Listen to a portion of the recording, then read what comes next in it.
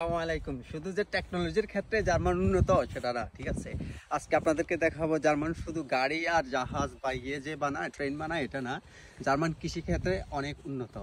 এই এরিয়াটা দেখেন, এই এরিয়াটা সম্পূর্ণ এরিয়াটা, এই এরিয়াটা সবগুলো এগুলো হচ্ছে গিয়া আটা যে তৈরি করি আমরা, আমাদের বাসায়, আমাদের আঞ্চলিক ভাষায় এটাকে গম বলে, ঠিক আছে। তো জানি না এক এক আঞ্চলিক ভাষা এটাকে কি বলে। তো এই এরিয়ার সম্পূর্ণ এরিয়াটাই হচ্ছে গিয়া শুধু কৃষিক্ষেত্রের জন্য, যারা কৃষি কাজ করে তারা সবগুলাই আটা করে, ঠিক আছে।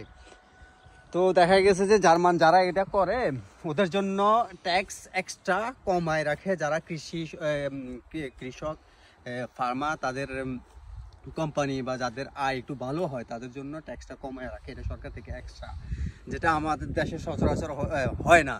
তো এটা যদি আমাদের দেশেও হইতো অনেক ভালো হইতো। জার্মান শুধু টেকনোলজিতে নেয়, কৃষিতে উন্নত হওয়ার জন্য তারা এক্সট্রা ট্যাক্স কমায় রাখে, তো যাতে কৃষকেরা ইন্সপায়ার্ড হয়, তারা তাদের দেশের জন্য কিছু একটা করে, সেই জন্য তারা এগুলো করে থাকে। দেখেন এই এরিয়াটা অনেক বড়, এটা শুধু একমাত্র এখানে সব জায়গায় শুধু একমাত্র করা থাকে, আটা করে।